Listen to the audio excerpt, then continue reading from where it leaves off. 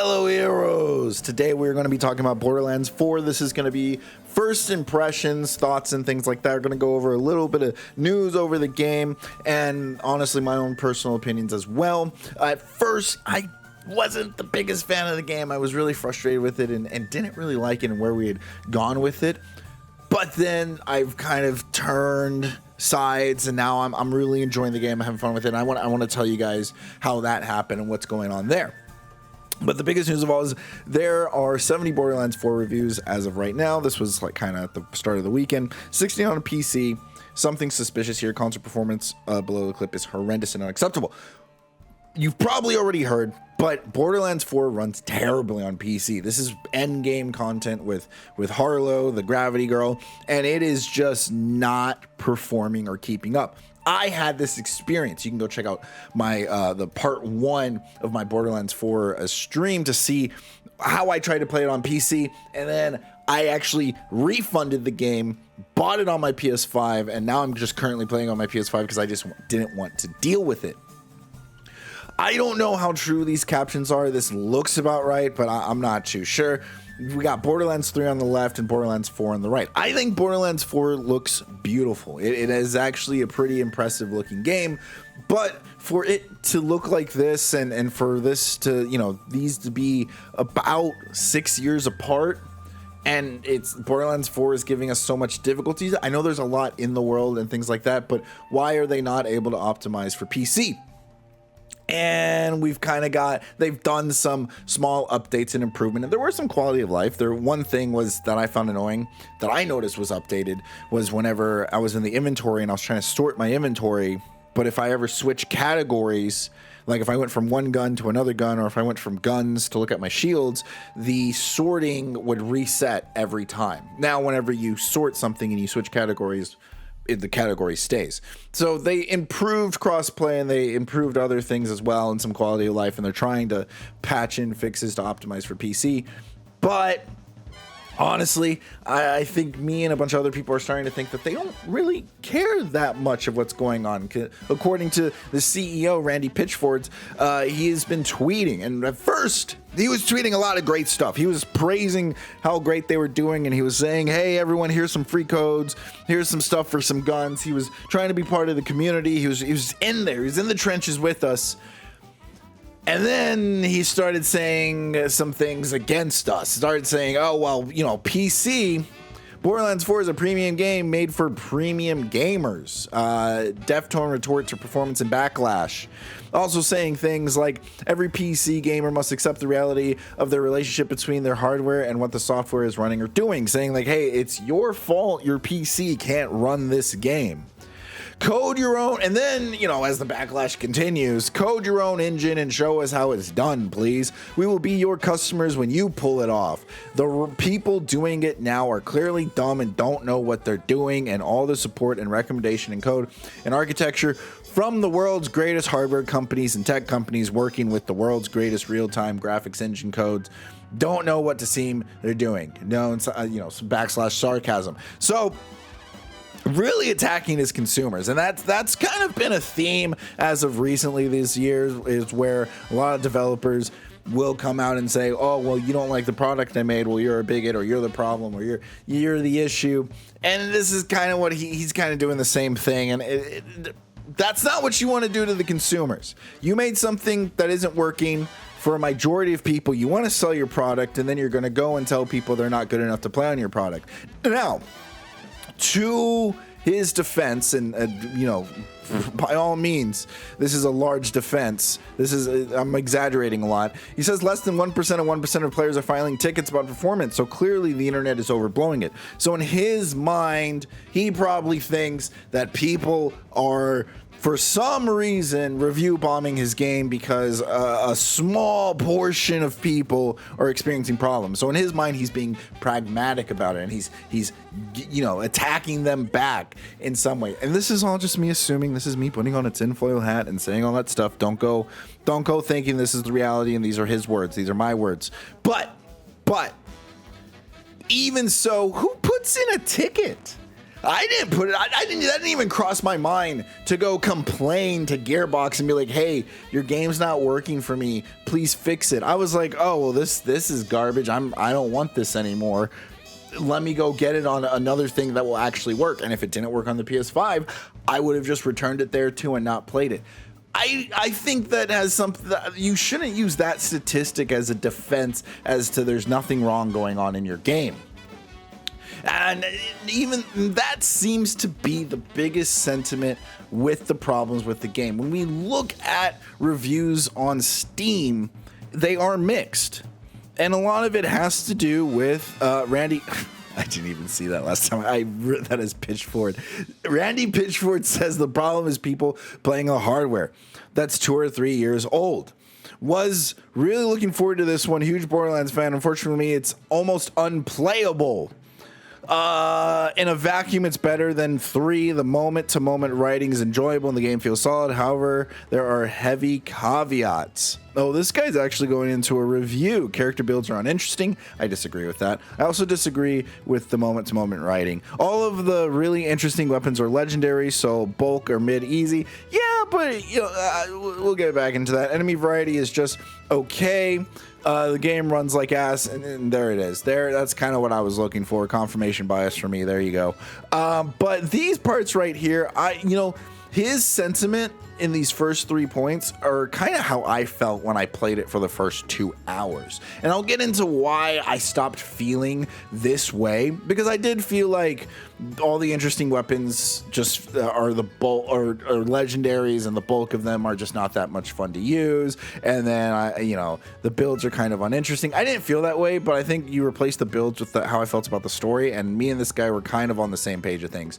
Borderlands franchise feels like a gamble and fun, and this guy kind of goes through each Borderlands game. And right over here in the recent reviews, much improved over Borderlands 3, and that seems to be the common sentiment, and I do agree with that there is a big improvement from Borderlands 3 in general. So based on a lot of these other reviews, I'm lucky in regards to performance. Again, back to the performance, and this guy just says yes, it's good to go have fun with it, and he's on to something there. I'm having a blast with this game. The villain seems so great. Nope, villain... we'll get back to the writing there. I can't say much on the villain because I'm only in Act 2, but we'll get back on the writing there. I'm just glad they aren't caving into people that want Handsome Jack clones. Oh no, he might be talking about me. Because the point of Jack wouldn't be a special villain. I've heard other people that have performance issues. Okay, I'm going to address this real quick. This is not on my script. We're going off the script and we're going to do this live right now. Here's the thing about Handsome Jack. Handsome Jack fit the parody that Borderlands is. He was a grounded character that was also very cartoony in an asshole way. That is why Handsome Jack was great. He is the embodiment of Borderlands, this very graphically mature game that has a cartoon filter on it, that also the dialogue at which carries the game, because the cinematic approach to how they portray the story isn't that great, but the dialogue is what carries the story in Borderlands, and Handsome Jack is a representation of everything that we love about storytelling in Borderlands when it comes to his character drive, his motivations, him being an opposite antagonist to the Vault Hunters, him wanting the same desires as the Vault Hunters but doing it for different reasons, and it's all there. Okay, so if you are talking about Handsome Jack clones, I'm sure he's just referring to the fact that Handsome Jack is someone who likes to rip a bunch of jokes nonstop. No, he's not like an MCU character. He's actually a very, very well-written antagonist for a blank slate character that lets you understand what your character wants, at the same time letting you know the dangers of if it got into the wrong hands. All right. Ramble aside, Mario rant over. Let's get back to the script. Let's get back to the actual video at hand. And we're gonna go, and some of the things that started to turn a new leaf for me is that there are Easter eggs in this game. There is love into this world. They have things like the Shrek. They have doing things like the update. People are figuring out ways to break the game already. Vex is being a very broken character, and everyone's taking advantage of the bleed effect, going right into a boss, throwing a knife, getting a critical, stacking crits, stacking bleeds. Then you just hide in a corner and bada bing, bada boom, the boss is dead, and you can just farm that guy over and over and over again. Now, this guy looks like he's level 49, so he's already in the ultimate Vault Hunter range. Same thing going here. That's not just the bleed effects going on, but it's also, and this is something that I do in my playthrough, where I take advantage of the fact that you can reset your reload by throwing her ability out. And so when you have a machine gun rocket launcher that basically never has to reload, you get to do some fun and cool stuff. And I think this kind of broken stuff is fine. It's great in a border. I don't want them to nerf this, despite what this says here. Bleed needs to be nerfed. I don't want them to nerf those things. I want them to keep it in the game. Who else remembers in Borderlands 2? I remember the first time I let randos join my Borderlands 2 lobby, the first thing they did was give me a hacked weapon, was give me a modded weapon in the game. They tried to trade it with me, and I thought that was so funny. Immediately got rid of it because I think it takes the fun away from it. But if you're able to build your own broken thing and play with that, and it's something that's inside of the game, all the power to you. Now, Borderlands 4 is doing great. It peaked over the weekend at 304,000 players, and right now it's like a Tuesday morning before afternoon, high noon. You're looking at half that number, 174,000 players. So everyone's back at work. Within the last 24 hours, it was at 229,000 players. This is great. This is fantastic. Even despite the PC issues and the difficulties that it had. These are just Steam chart numbers. This is not counting for console numbers at all. And I think this is a good trend to have. This is really great. So now I want to go into the issues I had with the game, and we're going to go into my personal things that I enjoyed about the game. One of the biggest issues I probably had was the fact that it's open world. Now, if you've seen this meme before, I think this kind of sums up what happens when you turn a lot of games in open world. And as much as I am a fan of the open world kind of scape and genre, I think it hurts more games than it helps. And it's become kind of a gimmick that I don't see is usually an improvement. And I know you're probably having fun doing a lot of open world things, but mechanically speaking, it does feel like this bottom one here. You know, instead of their old way of doing things where they had small instances and you would just go through the instance, and if you had side quests there, you'd do the side quest while dealing with the enemies there, and just honestly just blast through this dungeon, right? It could be a dungeon of any variety of size, and sometimes those dungeons had open world parts in them where you got to drive cars and run around, but everything was like right there. You got to do it. Let's go to the next part. There are a lot of moments in Borderlands 4 where there is space in between. I enter the door. Okay, I got to get to the guy to fight. Oh, okay, now I got to walk to the treasure. I got to get to it. And what I mean by that is the whole point of the open world was to reduce the loading screens.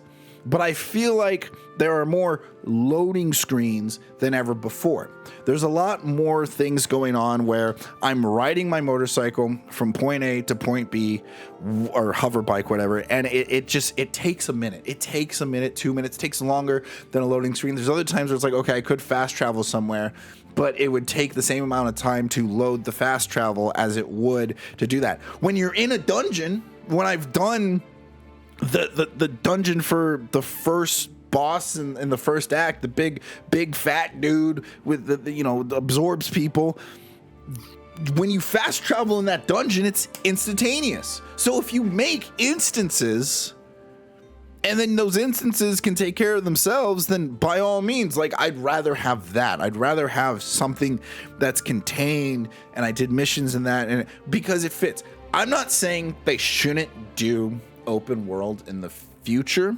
I think there's a lot of potential here, and I think the biggest thing that hurts this is the lack of immersion. There's there's emergent events and things like that, but there's nothing that they do in this open world that they couldn't do with the way they used to make games, with the way they used to make the other Borderlands games. You could have had a much tighter experience in enjoying these things, because a lot of the open world map is actually designed to be very closed off from everything else. So like when you're in an open world and you have like a bandit camp in one area, and then you have a dungeon in another area, and then you have loot that you can find in some other area, they're all built to have their own little pocket to be experienced like in its own self, so you can experience each thing on its own, which is cool and a great way to design an open world. However, the issue is, because each thing is their own pocket and designed as its own instance,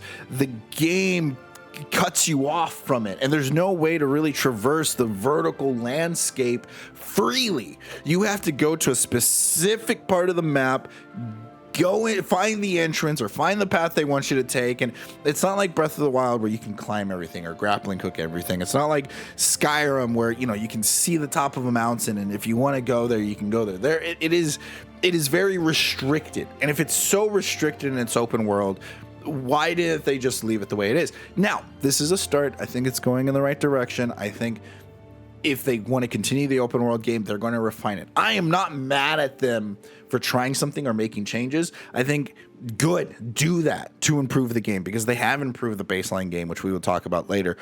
But I'm going to critique it. I'm going to keep them accountable, because I don't want to experience another open world that is so kind of annoying and boring to traverse across. Hey, I'm Mario. I like playing video games, watching movies, and Dungeons and Dragons. If you keep getting me in your suggested videos, or you're watching this video right here, consider subscribing. It goes a long way. Thank you. In terms of gameplay, which I've talked about before, actually really solid. I think it's the best the gameplay's ever been in the previous titles before. Matter of fact, I made my character a lot like my hunter in Destiny. This game has a lot that kind of relates to Destiny and those attributes. You can go in, fight a bunch of guys. You can get rushed at by some big tanky dudes, and you have ways to jump around them, dash backwards, take on things. And then the open world aspect of it all isn't like Assassin's Creed Shadows, where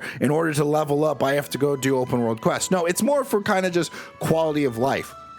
I did the open world because I wanted my backpack to have more room to hold more loot, so I can just not constantly go back and sell everything. I can just hoard everything in my backpack, sell it all at once, and have a good time with it.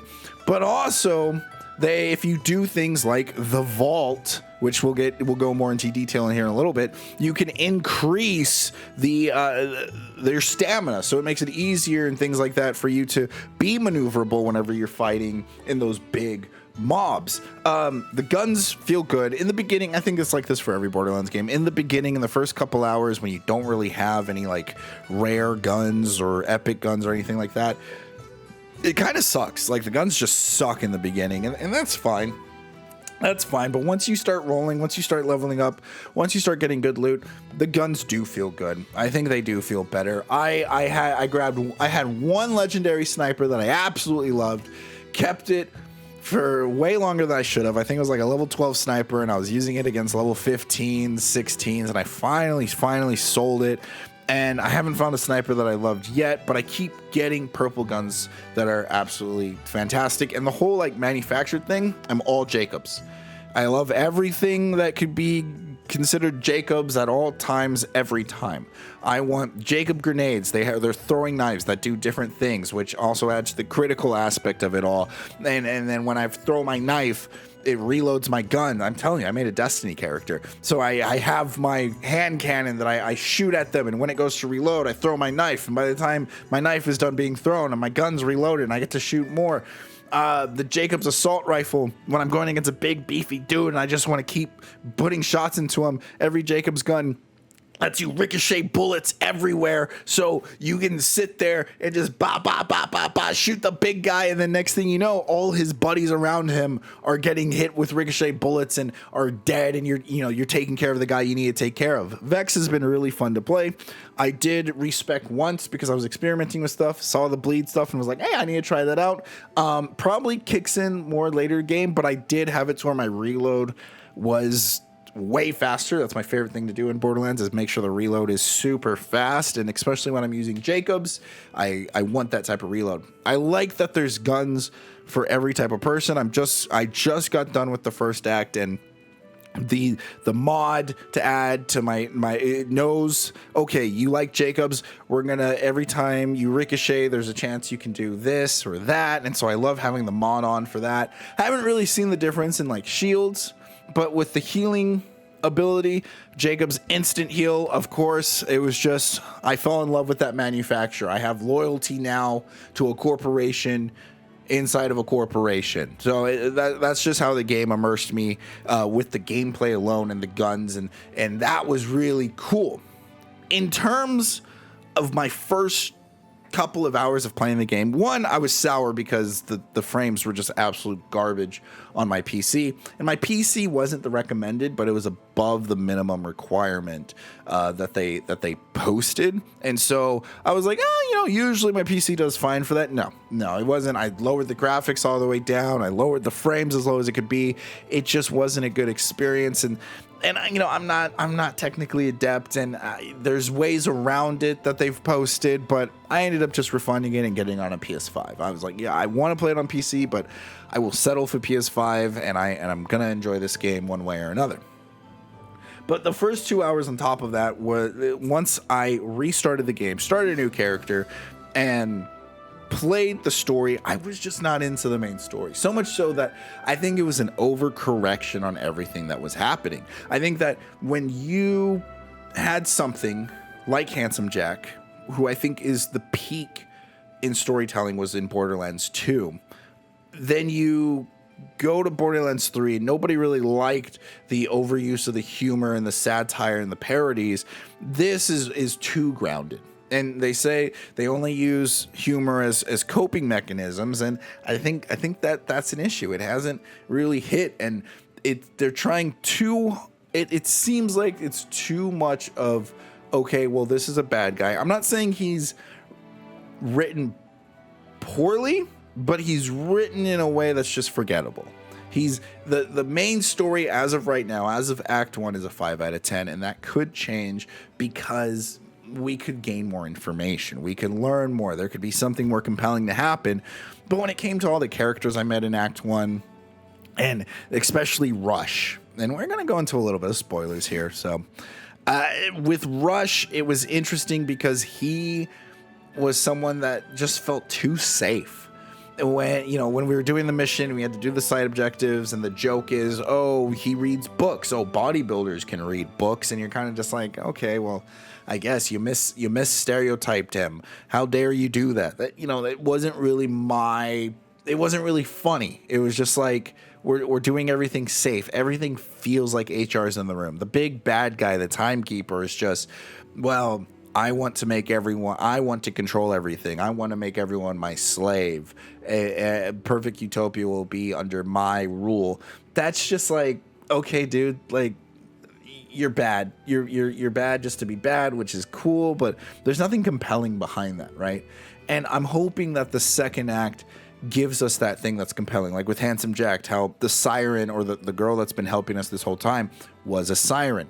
And then on top of that, she was his daughter. And then on top of that, he was trying to help her. He was trying to save her in his own way. And it turned into the story of this father who will do anything for his daughter, even give up his humanity, give up everything for that. And that turned into something that was compelling. He stopped being like a rich asshole who wanted to do what he wanted and was just a jerk, to this dude that was like, that had reasons for doing it. And I'm not saying he was a good guy because we compelled to him. I like to think of like Thanos, the same thing. He knew what he was doing was bad. He knew it, but he was going to do it anyways, and we understood him, but could still dislike him. He was the character we loved to dislike. I'm not seeing that with the Timekeeper. And I'm worried based on how they've written other characters, like with Rush, how his whole thing was, oh, you misstereotype me. I'm a bodybuilder. I'm here to help you. HR's in the room. Haha, let's all laugh at this. At the end of the first act, he tries to sacrifice himself. He's all about like, no, we're going to preserve life. I'm going to protect everybody. And then he tries to sacrifice himself. And then there's someone saves him. And there's this whole thing where it's like, okay, I realized, my life matters too. And I go, well, we never saw you struggle with that. We have to see you struggle with the opposing ideals that they're trying to write for you. And as a writer, it's just very forgettable when you have characters written in such a way. You can have a one-note character, but make them have dynamic in what they are struggling against. Like if Rush thinks that he has to carry all the weight, we need to see that struggle in him. But if we never see that struggle, and then he faces he has to make a huge decision, and the decision is just obvious, that's what's considered basically a false decision. It's like we know what he's going to choose. We know how he's going to think. That it's obvious. Like we don't understand why he would choose the other decision. And that's what I'm worried about with the Timekeeper. And that's really just with the main story. And when I was doing the main story, I was like, man, this is lame. But then I started doing side missions. Then I started exploring the open world, and I ran into the funniest guy in the game so far was some boomer old guy that would make alcohol and it could get everyone drunk off of one swig, and they were having and then the whole problem was, okay, well, his business isn't going to operate because nobody's going to buy his booze if everyone gets drunk immediately, so we got to sober everyone up. And the whole time he's making sex jokes, and he's making old boomer jokes, and I'm like, this is Borderlands. This feels like Borderlands. And then the whole turning point for me was a side mission with Claptrap, where Claptrap missed the old Borderlands, and I felt like me and Claptrap had a moment there where, okay, yeah, let's out with the old, in with the new. This is how we're gonna do things, and change is scary, but let's try to go into this together. And it was a good quest that had themes to it, and it had exactly what I was talking about, the storytelling of a character wants something, they're struggling with that thing that they want, and then they have to make a decision, and we feel that decision that they made. Claptrap was written better in the side mission than Rush was in the main story. And that's what I'm noticing is like these side missions have this old nostalgic Borderlands vibe where the jokes are actually kind of more funny. They're not based on coping mechanisms, and the main story is just like forgettable. The main story is just like a 5 out of 10, but the rest of the game, besides the open world part, is like an 8 out of 10, which makes me feel like the game's like a 6 or a 7 at the moment, right? With everything that's going on and everything that I experienced. But on top of those side missions, I did my first vault, and oh my gosh, was that kick ass.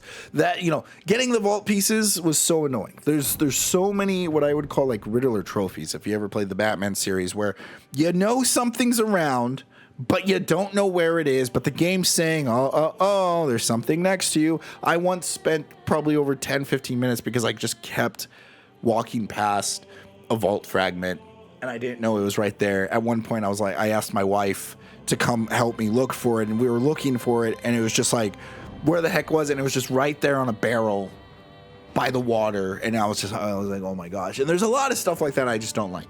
I don't like when it just feels like padding the runtime. I don't like whenever I have to go somewhere, look for an object, and for the most part, it's okay to do it, but it's the same thing with like the bases. Oh man, going into a base and then looking for the card key to unlock the base. Like, there's got to be a more fun or better mechanic to do that. Like, I'd rather just fight a mini boss, or I'd rather just fight hordes of enemies or something else. And yes, you got to have some bad missions to get some good missions, but even the things where you have to pick up an encrypted device and then take it to a safe house, and you're not allowed to, use any of your mobility really with it. You can't grappling hook. You can't ride your vehicle.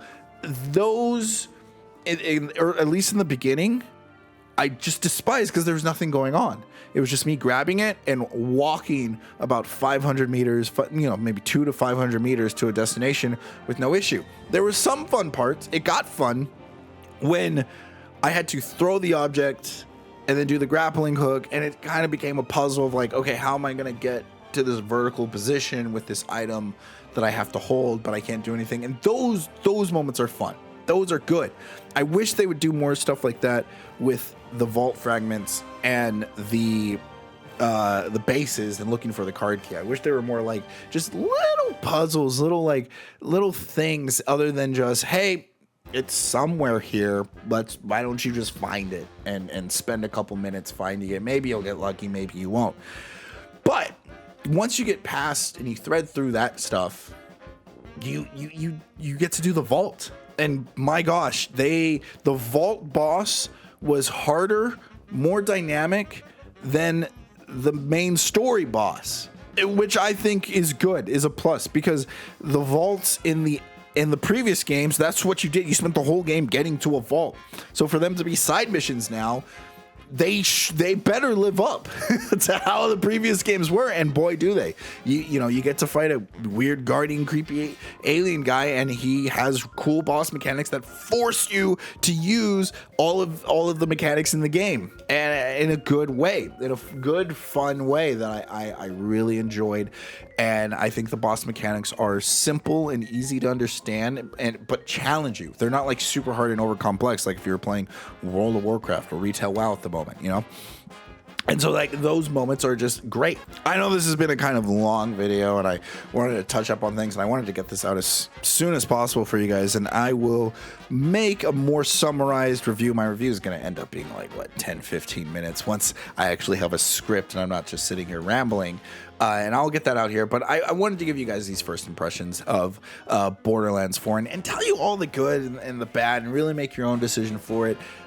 Really, the worst thing about the game is the performance issues. That has to be the worst thing. The gameplay is solid, probably the best it's ever been, with the dynamics, how you can just change your class, how I can play Vex, pick a skill tree, and then that skill tree has so many different ways of playing within it. So if you had a team of everyone was Vex, you could all essentially play completely different. I'm not a big fan of the fact that you got to spend money to reset your skills.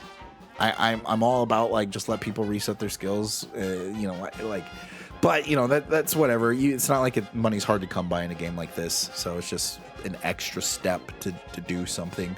Other than that, the game's good. The game's good. Right now, it's like a 7 out of 10. The story is mid. Side missions, there are really good side missions, and then there are really boring and annoying side missions, and it just feels like that's kind of the whole game's experience. Is there's really, really cool stuff that makes you want to stay and do it, and then there's a lot of just like meh, I could go without that. And yeah, so how's your Borderlands experience been going? Tell me down in the comments below, and until next time, guys, play nice.